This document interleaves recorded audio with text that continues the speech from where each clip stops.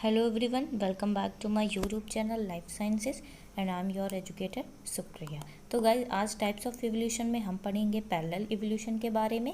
इसके अलावा मैंने बाकी वीडियोस को अपलोड कर दिया, आप एक बार चेकआउट कर लीजिएगा। So let's start the video parallel evolution.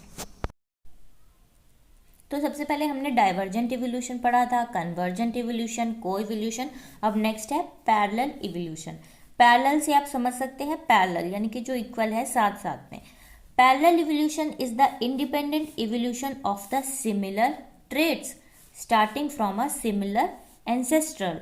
तो यहाँ पे क्या, जैसे कि डाइवर्जेंट इवोल्यूशन में आपने देखा था कि जो उनके एंसेस्टर थे वो सेम थे, लेकिन धीरे धीरे उन्होंने स्पीसीज ने अलग अलग कैरेक्टर्स, उनमें अडेप्टेशन की वजह से क्या हो गए कि उनके कैरेक्टर्स अलग हो गए। और कन्वर्जेंट में क्या था कि एंसेस्टर तो कॉमन थे लेकिन उनके कैरेक्टर जो थे वो एंसेस्टर जो अलग थे लेकिन उनके कैरेक्टर जो है वो सेम हो गए।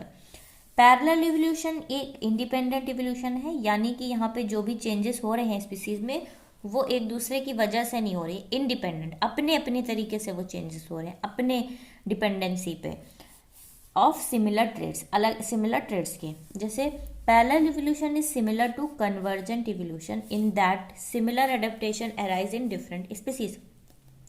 तो पैरेलल इवोल्यूशन क्या है, वो कन्वर्जेंट इवोल्यूशन का सिमिलर है, लेकिन किस पे सिमिलर है कि उनमें क्या हो रहा है, सिमिलर एडेप्टेशन अराइज हो रहे हैं डिफरेंट स्पीसीज में।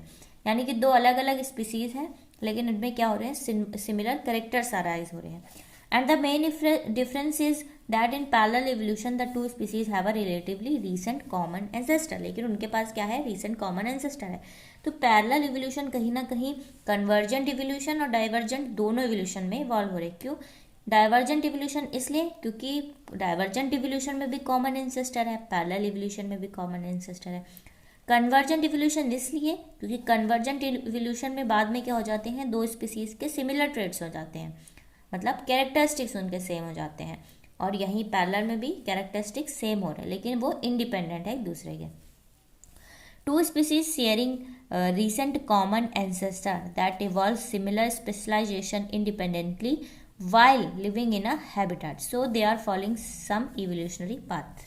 तो उनमें क्या हो रहे हैं कि रिसेंट कॉमन एंसेस्टर, मतलब कुछ हो सकता है कि उनका कॉमन एंसेस्टर जो है उनके कॉमन है, लेकिन कुछ टाइम में उनमें क्या हो गए, अलग अलग कैरेक्टर्स अराइज हो गए।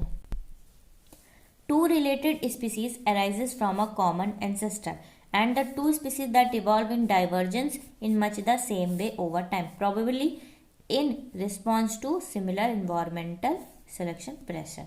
हो सकता है, अब एक डायग्राम में देखिए, जैसे कि ये स्पीसीज अलग है, ये स्पीसीज अलग है। अलग क्या है, दोनों ही ए है, मतलब इनमें क्या है, रीसेंट कॉमन एंसेस्टर। कुछ टाइम में हो सकता है कि इनके कॉमन एंसेस्टर सेम हो लेकिन इनमें अलग अलग प्रेशर पड़ रहा है, इसका भी। ये दोनों देखिए आप इंडिपेंडेंट, दोनों एक दूसरे से कोई कनेक्शन नहीं है, बट इनके ट्रेड्स क्या है, यानी कि इनके कैरेक्टर क्या है, सिमिलर है। तो इसी को बोलते हैं पैरेलल इवोल्यूशन। अब हम एक चार्ट से जो भी मैंने चारों इवोल्यूशन बताए हैं उनको एक बार पढ़ते हैं तो आपको इजीली लर्न हो जाएगा कि चार्ट में क्या बोला है, डाइवर्जेंट इवोल्यूशन, कन्वर्जेंट इवोल्यूशन, को इवोल्यूशन एंड पैरेलल इवोल्यूशन के बारे में। यहाँ पे मैंने एक चार्ट को ड्रॉ कर दिया है जिससे आपको इजीली लर्न हो जाएगा। यहाँ पे मैंने चारों इवोल्यूशन को मेंशन किया है। पहला है डाइवर्जेंट इवोल्यूशन, कन्वर्जेंट, को इवोल्यूशन और पैरेलल। तो आप देख सकते हैं डाइवर्जेंट इवोल्यूशन में क्या है कि कॉमन एंसेस्टर था, दोनों स्पीसीज जो अलग अलग कैरेक्टरिस्टिक्स को, जिनमें अलग अलग कैरेक्टरिस्टिक्स डेवलप हो चुके हैं, वो कॉमन एंसेस्टर से बिलोंग करती थी।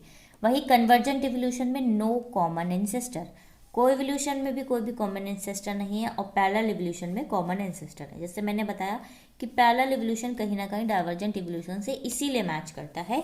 तो आप याद कर सकते हैं कि चार इवोल्यूशन है, कन्वर्जेंट में कोई भी कॉमन एंसेस्टर नहीं है, को इवोल्यूशन में भी कोई भी कॉमन एंसेस्टर नहीं है, वहीं पैरेलल में है और डाइवर्जेंट में है। In divergent evolution two species divert and adopt different characteristics. Common ancestors है लेकिन दोनों स्पीसीज क्या हुई, अलग अलग डाइवर्ट हो गई, मतलब अलग अलग डायरेक्शन में चली गई और उन्होंने डिफरेंट कैरेक्टरिस्टिक्स को अडॉप्ट कर लिया।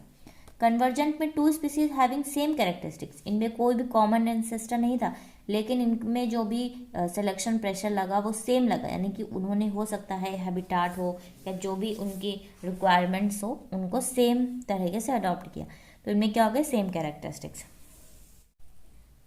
कोएवोल्यूशन के बारे में कुछ भी नहीं, क्योंकि कोएवोल्यूशन थोड़ा सा अलग केसेस में चला गया। पैरेलल इवोल्यूशन में two species having same characteristics, इसलिए पैरेलल इवोल्यूशन कन्वर्जेंट इवोल्यूशन से भी थोड़ा थोड़ा मैच करता है। डाइवर्जेंट इवोल्यूशन में क्या होमोलोगस स्ट्रक्चर फॉर्म कर रहे थे, इस पे मैंने वीडियो अपलोड कर दिया, आप चेक कर लीजिएगा। कन्वर्जेंट में it gives rise to analogous structure and homoplasy. तो एनालॉगस स्ट्रक्चर क्या होता है, होमोप्लासी क्या होता है। Coevolution it include ecological relationship.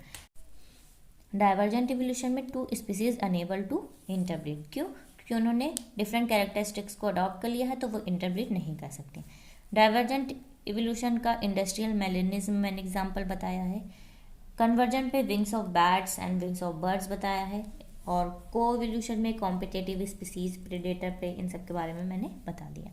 तो ये यहाँ पे हमारा इवोल्यूशन का टॉपिक क्या कहते हैं फिनिश होता है। अब हम उसके बाद नेक्स्ट टॉपिक पढ़ेंगे इवोल्यूशन से रिलेटेड जो भी टॉपिक्स हैं। अब हम नेचुरल सिलेक्शन के बारे में भी पढ़ेंगे, फेट ऑफ नेचुरल सिलेक्शन, ये भी क्या होते हैं। तो ये इंपॉर्टेंट टॉपिक है जो नेट के एग्जाम में आता ही आता है, आप इजीली इन्हें लर्न कर सकते हैं और ये अच्छे खासे नंबर भी आपको दिलवाएगा। अगर आपको मेरा वीडियो अच्छा लगे तो मेरे चैनल को लाइक, शेयर और सब्सक्राइब जरूर करिएगा। Thank you so much for watching my video.